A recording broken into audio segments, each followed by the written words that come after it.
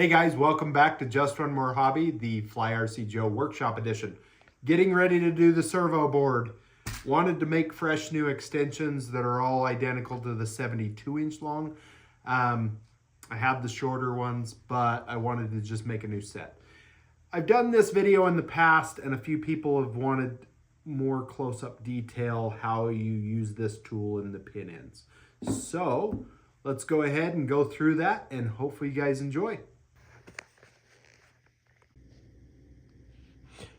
Okay, so when you're stripping your wires here, I like to put these in alignment of how I want it to go so that I don't strip too much or unthread too much. You want to unthread them to where it's flat with about 3/4 of an inch in between your fingers is what I found always works.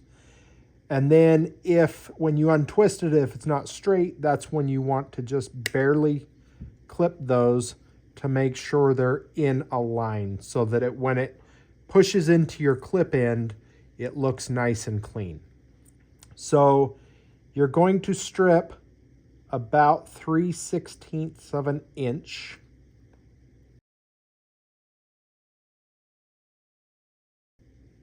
Off of these, okay?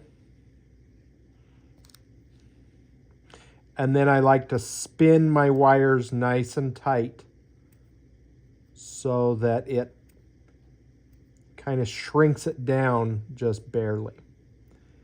Then you're going to set, this is your female end that we're working on here. So that's the end that has your little probe. So that 3/16 of an inch, your silicone sits back here on this piece, right? And the 3/16 goes forward.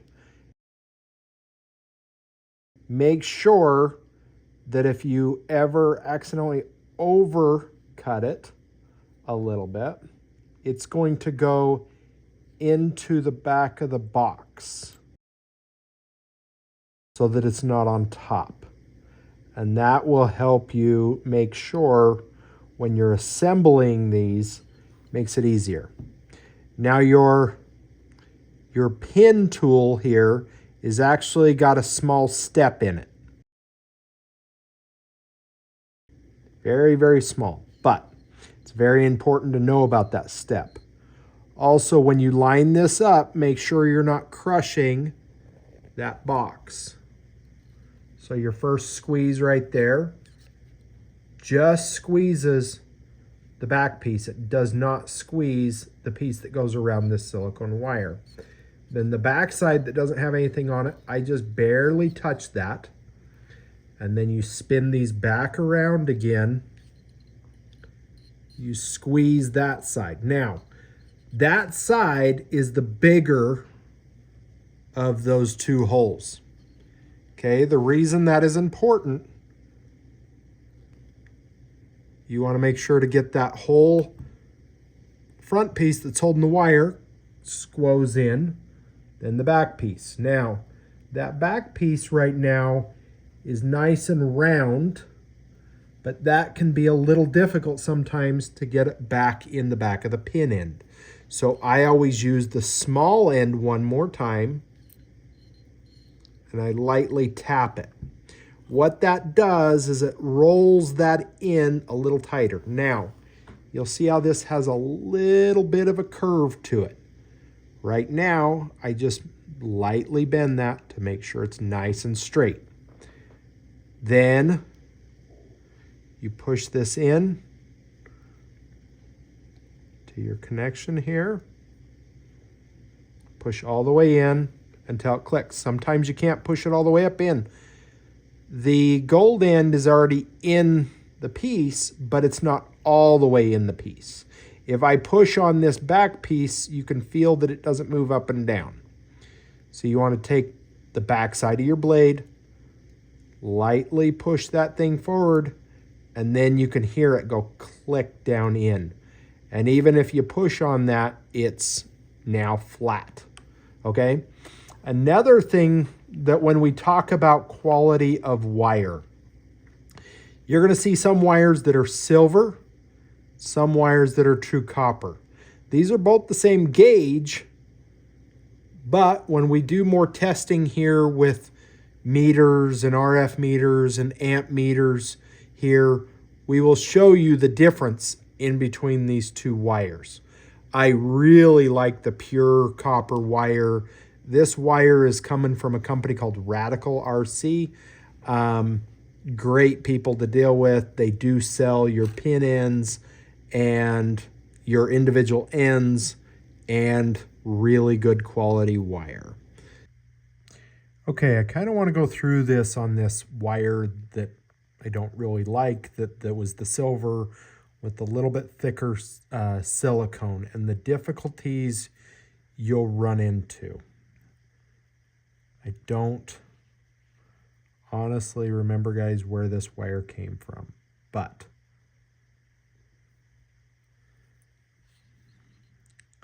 I do know I really like the quality of wire coming from Radical. So, okay, first squeeze. Now, there, see how it opened up the pin end at the back?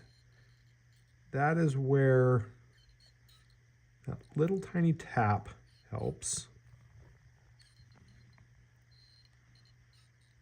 Squeezing that down in there. Then you'll see how it flared up that outer. So you're going to make sure to come back forward. Now, if you don't do the double back tap or the squeeze down, see how it really curved it? I think that's because of the thicker silicone. Now, if I tried to get this up in there, you're going to see that it doesn't like to go in the back of the box. Okay. So again, if you run into that, come back to your small side, give one little more tap. Now you see how much that flares the silicone, flares it on the back side. So, and to kind of answer a little question of like, well, you bought pin ends and wire from two different people. No, I'm pretty consistent that I use or buy whatever pin ends from the company that I'm buying the wire from. And again, make sure that you're not intermixing ends, especially your female ends are probably the most, well, just keep your ends together. Make sure you have some little boxes or bags or something to keep that consistent. Squeeze, tap,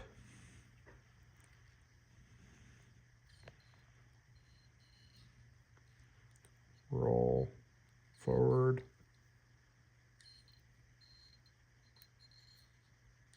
tap. Hey guys, if you could really give a shout out to my wife. She is the one helping me film this. So really give her a thank you for coming out here and helping us do this. Couldn't have done it without her. So again, those thicker ones are really a pain where you have to really drag them up in. But if you're really careful and you squeeze or do that double, then you can get it in there. But you'll see how it's kind of pudged up right there on the silicone. But it came all the way up and in. It's in its locks. 3 little lines. Click together.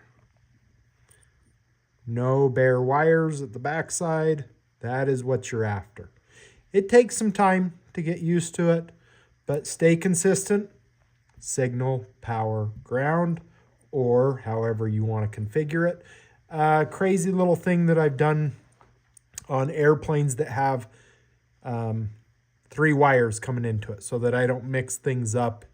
You can take your Futaba J and you can actually reverse your signal and your power. If you plug them in, it doesn't hurt anything. As long as your power is in the center, it just won't power the servo on. So that's something that I've done in large aircraft that has 3, 4 servos, is mixing up those outer 2 to help so that it stays connected correctly. Okay, so we're going to go ahead and take care of the male end of this.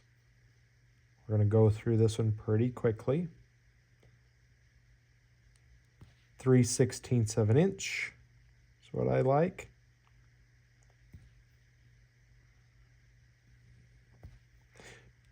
Oops. I always like to keep those in a line of the colors so that you don't mix things up, okay? Don't forget to spin those wires tight.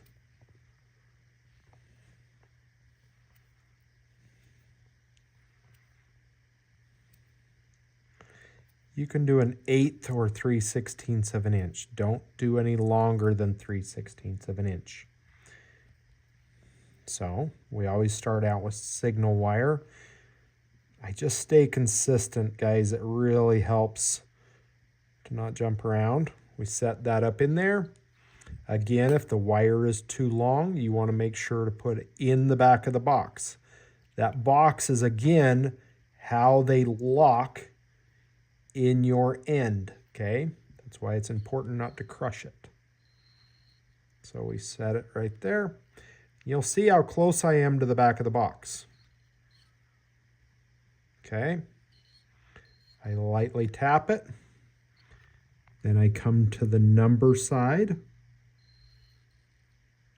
I crush that.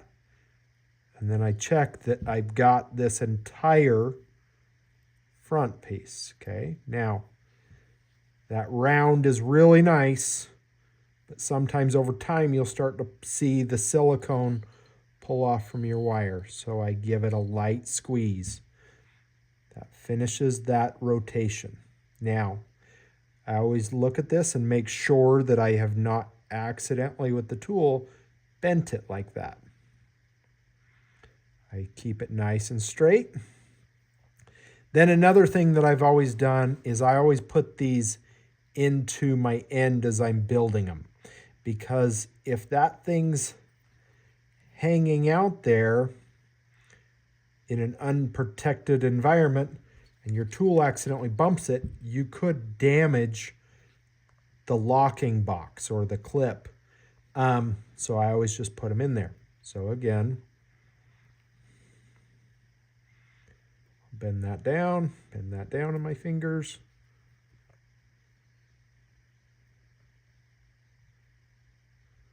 Setting that in there. Tap first. Come around. Give it a light tap. Do the numbers. Check that I've got the whole piece there done. One small tap. Check that my pin is straight. Push it up in there. I hope you guys could hear that little click. When it goes in, you don't have to grab your razor blade every time because you'll hear it click.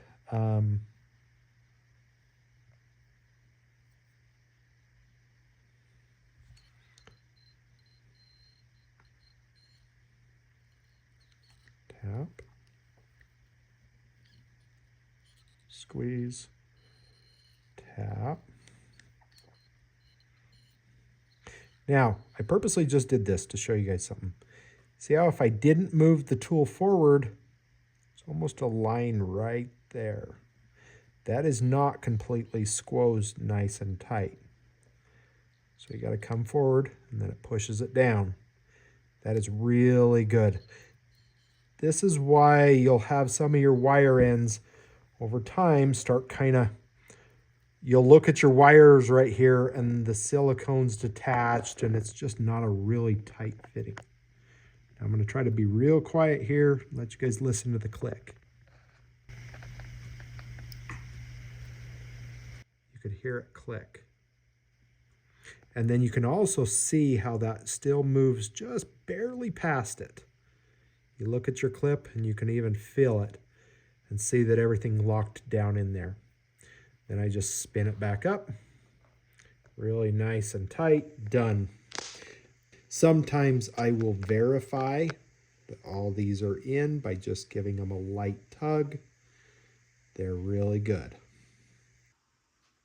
So the extensions are now all finished up. Hopefully you guys enjoyed that more in-depth close-up to be able to see the little things in the tools and those little details that I always like to share with you guys. So hopefully you guys are enjoying this content.